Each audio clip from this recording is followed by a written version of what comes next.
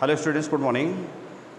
In the previous video, I have explained some rules about active and passive. Today I would like to explain some important structure of active to passive. यहाँ पर आपको ध्यान देना है, ये कुछ ऐसे स्ट्रक्चर्स हैं जिनके पैसिव वॉइस आप बना सकते हैं कुछ इस प्रकार से, जैसे यदि किसी एक्टिव वॉइस का structure there plus verb plus noun plus infinitive हो तो पैसिव में बदलते समय there plus verb plus noun plus to be plus verb की थर्ड फॉर्म होगा। जैसे there is no time to loss, there is no time to loss. अब यहाँ तक कोई परिवर्तन होना ही नहीं है, इसी को करना है परिवर्तन, तो बनेगा there is no time to be lost. ये आपका कंप्लीट पैसिव वॉइस बनाइए, ये पैसिव वॉइस बना, ये आपका एक्टिव वॉइस है। केवल इसी परिवर्तन हो रहा है, टू लॉस्ट को टू बी लॉस्ट हम करेंगे, इंपॉर्टेंट स्ट्रक्चर के तहत है ये। एक दूसरा है, यदि किसी एक्टिव वॉइस का structure it plus verb plus noun plus infinitive plus object हो तो पैसिव में बदलते समय, ये आपका एक्टिव वॉइस का है, तो पैसिव में बदलते समय हम करेंगे क्या, it plus verb plus noun plus preposition for, ध्यान देंगे ये परिवर्तन है, plus preposition for plus object, ये ऑब्जेक्ट इधर आएगा, और जो ये इन्फिनिटिव था plus to be plus verb की थर्ड फॉर्म। जैसे it is time to take exercise,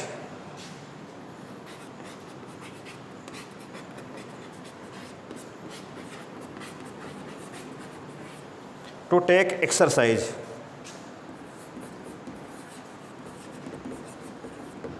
तो ये जो बनेगा it is time for exercise, यहां तक कोई परिवर्तन नहीं था। अब हम लगाएंगे फॉर और इस ऑब्जेक्ट को लाएंगे इधर, एक्सरसाइज टू बी टेकन। ये दो मैंने बताए, इसके बाद फिर हम आगे बढ़ेंगे।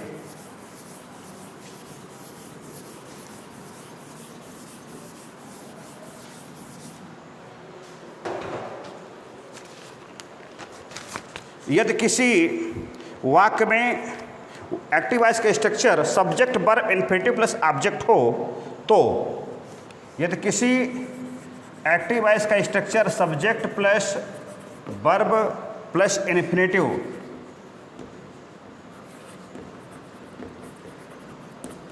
प्लस ऑब्जेक्ट हो तो पैसिव में बदलते plus subject plus verb plus object plus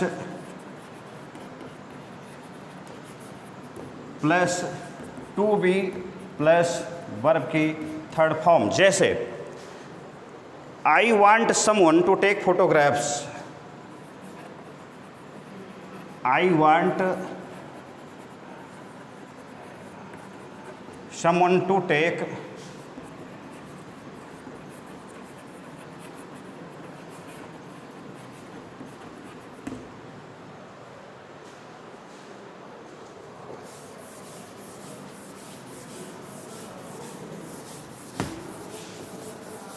अभी जो बनेगा आई वांट फोटोग्राफ्स, मैंने कहा था ये ऑब्जेक्ट आएगा,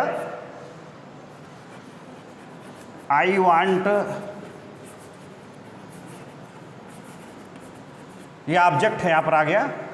इसके बाद ये 2 + b वर्ब जाएगा थर्ड फॉर्म में, ये पैसिव वॉइस बना, अर्थात I want photographs to be taken, और सब नॉन एजेंट है, हट जाएगा, कोई दिक्कत की बात नहीं है।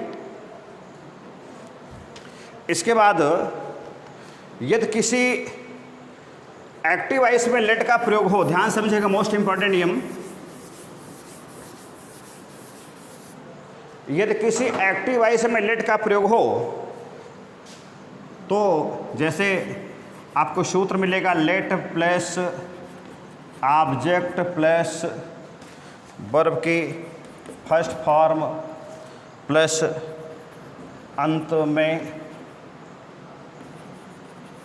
ऑब्जेक्ट। इसको जो हम पैसिव में लेके जाएंगे तो लेट अपने स्थान पर रहेगा, लेट प्लस अंत का ऑब्जेक्ट, ये यहाँ ट्रांसफ़र होके आएगा, ये यहाँ जाएगा अभी, प्लस बी प्लस वर्ब की थर्ड फॉर्म प्लस बाई, और फिर निकल के आएगा लेट के बाद प्रयुक्त ऑब्जेक्ट। ध्यान समझिए, यहाँ पर हम इसको सब्जेक्ट नहीं बना सकते हैं, क्योंकि लेट के बाद हमेशा ऑब्जेक्ट ही आता है, इसलिए लेट के बाद आएगा अंत में प्रयुक्त object plus be plus verb की third form plus by plus let के बाद प्रयुक्त ऑब्जेक्ट। जैसे let him complete the work,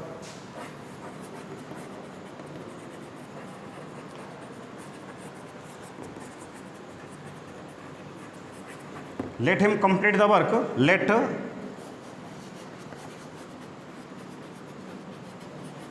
work be completed by him. यदि कोई व्यक्ति वाक्य हुम से प्रारंभ हो, किससे प्रारंभ हो, ध्यान से देखेंगे, एक्टिव वॉइस हुम से प्रारंभ हो तो पैसिव वॉइस बनाते समय शुरू में आएगा who plus helping verb plus verb की थर्ड फॉर्म प्लस बाई और plus object plus question mark. जैसे whom do you like most,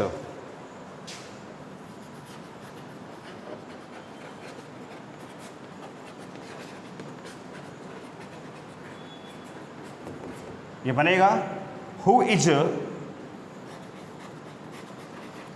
do से आएगा is am are, who similar, who is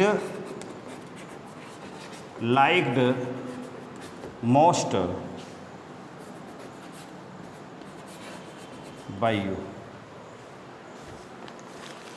जैसे कुछ और वाक्य हैं,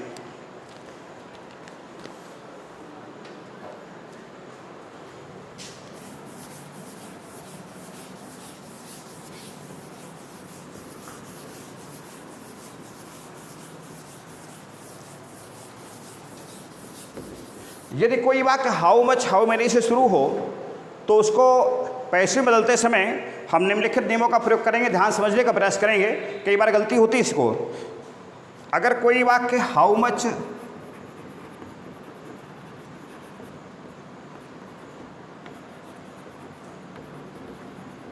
हाउ मैनी से शुरू हो तो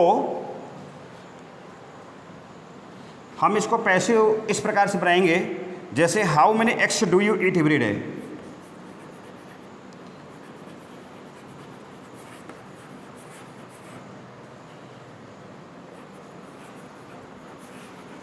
how many eggs do you eat,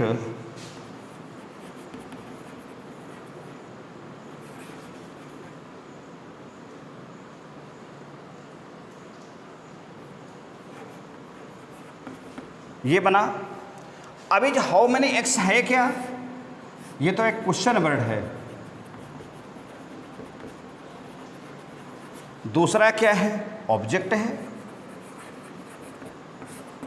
नियमतः इसको यहाँ होना चाहिए था ईट के बाद में, सेंटेंस रचना है, क्योंकि हाउ मेनी हाउ मच और हुई से संबंधित नाउन वही आता है, तो हम ऐसे बनाएंगे इसको, how many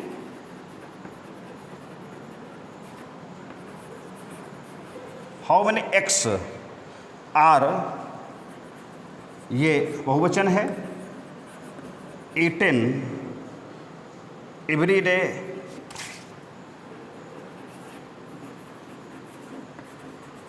by you, complete passive voice. अब ये कोई पूछ सकता है तो ये क्या है, यहाँ पर एक क्वेश्चन वर्ड है और सब्जेक्ट है, यहाँ पर ऑब्जेक्ट था, यहाँ पर सब्जेक्ट है। जैसे how much rice do be export every year, एक दूसरा सेंटेंस इसी में है, how much rice do be export every year.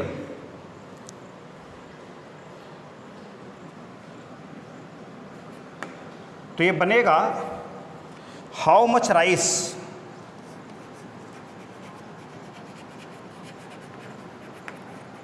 चूंकि ये काउंट नहीं किया जा सकता इसलिए इज इम्पोर्टेंट